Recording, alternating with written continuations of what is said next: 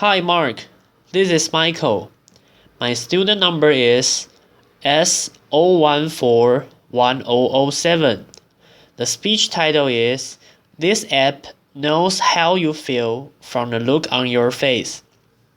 And I'm in the senior class at NCUE.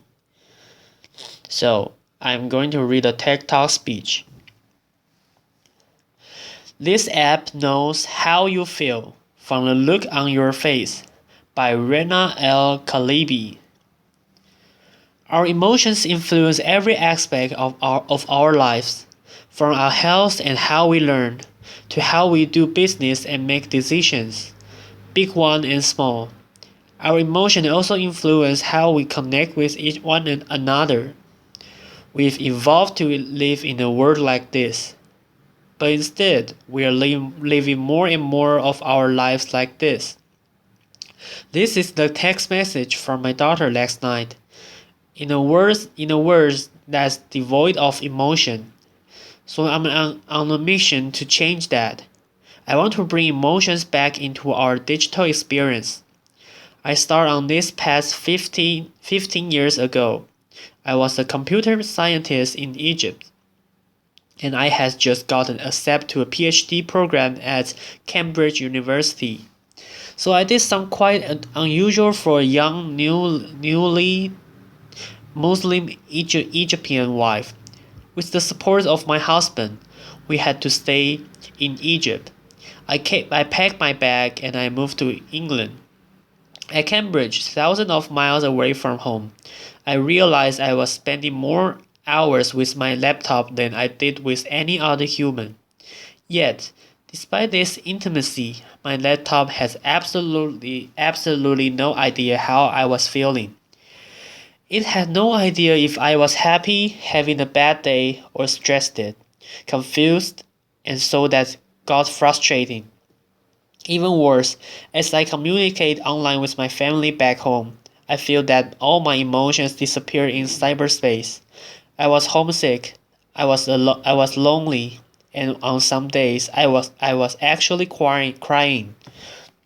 But all I had to communicate this emotion was this: laughter.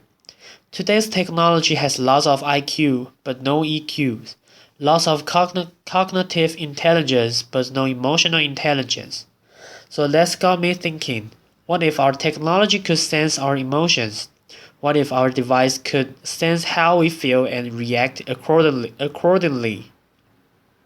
Just the way an emotionally intelligent friend would. Those questions led me and my teams to create technologies that can read and respond to our emotions, and our starting point was the human face. So, our human face happened to be one of the most powerful channels that we all use to communicate social and emotional states. Everything from enjoyment, surprise, empathy, and curiosity. In emotion science, we call each other facial muscle movement an action unit. So, for example, action unit 12 is not a Hollywood blockbuster. It's actually a lip corner pull, which is the main component of a smile. Try it, everybody. Let's get some smile going on. Another example is action unit 4. It's the brow furrow. It's when you draw your eyebrows together and you create all these texture and wrinkles. We don't like them, but it's a strong indicator of a negative emotion. So we have about 45 of these action units, and they combine to express hundreds of emotions. Teaching a computer to read this facial emotion is hard, but these action units, they can be fast. They are subtle, and they combine in many different ways. So take, for example, the smile and the smirk. They look somewhat similar, but they mean very different things. Laughter. So the smile is positive, a smirk is often negative. Sometimes a smirk can make you become famous, but seriously, it's important for a computer to be able to tell the differences between the two expressions. So how do we do that? We give our algorithm tens of thousands of examples of people who we know to be smiling from different ethnicity, age, gender, and we do the same for smirks. And then, using deep learning, the algorithm looks for all these texture and wrinkles and shape change on our face, and basically learn that all smiles have common characteristics, all smirks have subtly different characteristics, and the next time it sees a new face, it essentially learns that this face has the same characteristic of a smile, and it says, aha, I recognize this. This is a smile expression. So the best way to demonstrate how this technology works is to try a live demo. So I need volunteers, preferably somebody with a face, laughter. Cole's going to be our volunteer today. So over the past 5 years, we've moved from being a research project at MIT to a company where my team has worked really hard to make this technology work. As we like to say, in a while, and we've also strung it so that the core emotion engines work on any mobile device with a camera, like this iPad. So let's give it a try. Okay, let's give this a try. As you can see, the algorithm has essentially found Core's face. So it's this white bounding box, and it's tracking the main feature points on her face. So her eyebrow, her eyes, her mouth, and her nose. The question is, can it recognize her expression? So we are going to test the machine. So first of all, give me your poker face. Yep, awesome. Laughter. And then as she smiled, this is a genuine smile. It's great. So you can see the green bar go up and she smiled. Now that's what's a big smile. Can you try a subtle smile to see if the computer can recognize? It does recognize subtle smile as well. We've worked really hard to make that happen. And then eyebrows raised, indicator of surprise. Brow furrow, which is an indicator of confusion. Frown, yes, perfect. So these are all a different action unit. There's many more of them. This is just a slimmed down demo. But we call each reading an emotion data point, and then they can fire together to portray different emotions. So on the right side of the demo, look like you're happy. So that's joy. Joy fires up, and then give me a disgust face. Trying to remember what it was like when Zayn left One Direction. Laughter. Yeah, winkle your nose. Awesome. And the valence is actually quite negative, so you must have been a big fan. So valence is how positive or negative an experience is. And engagement is how expressive she is as well. So imagine if Cole has had access to this real-time emotion stream, and she could share it with anybody she want to. Thank you, applause. So far we have amassed 12 billion of these emotions data points. It's the largest emotion database in the world. We've collected it from 2.9 million face videos.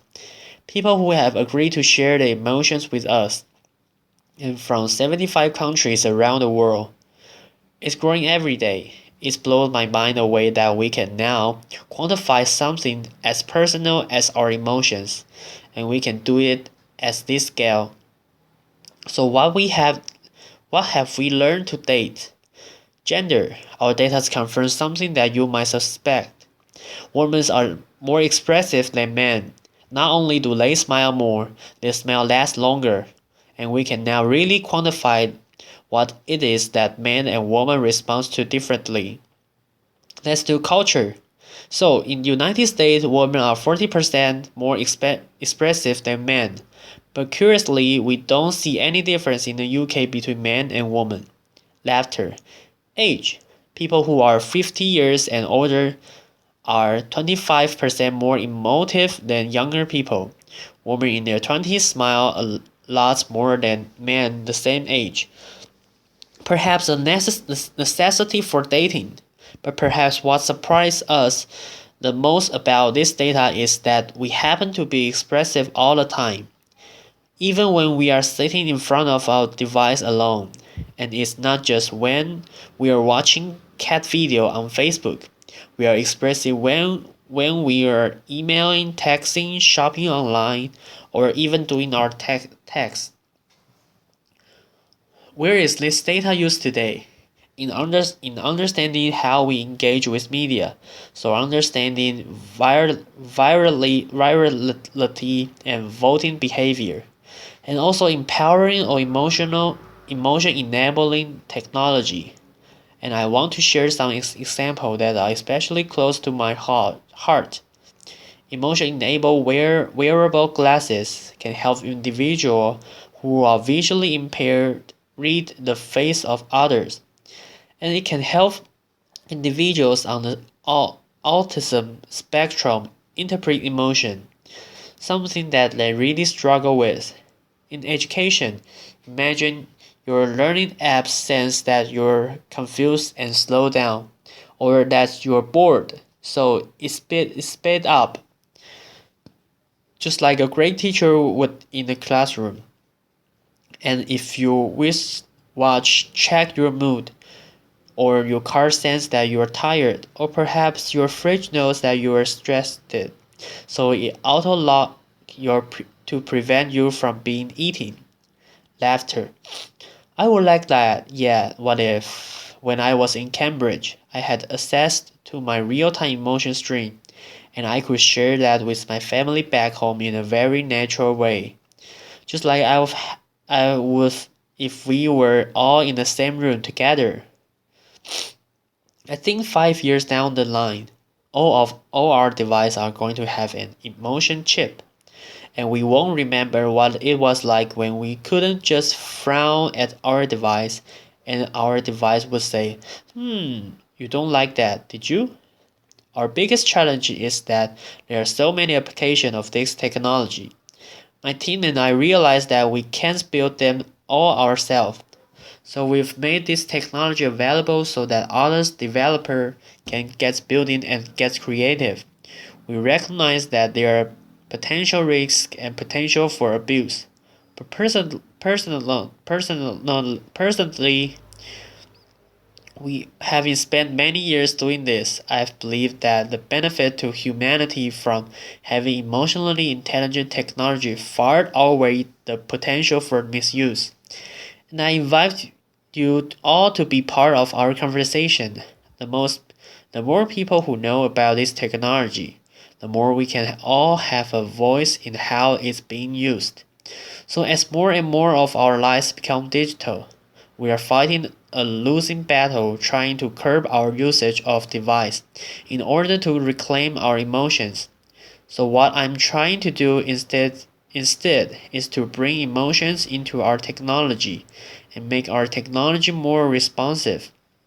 So I want those devices that have separated us to bring us back together. But by humanizing technology, we have this golden opportunity to reimagine how we connect with machine, and therefore how we, as human beings, connect with one another. Thank you. Applause. And this is the end of my speech. Thank you.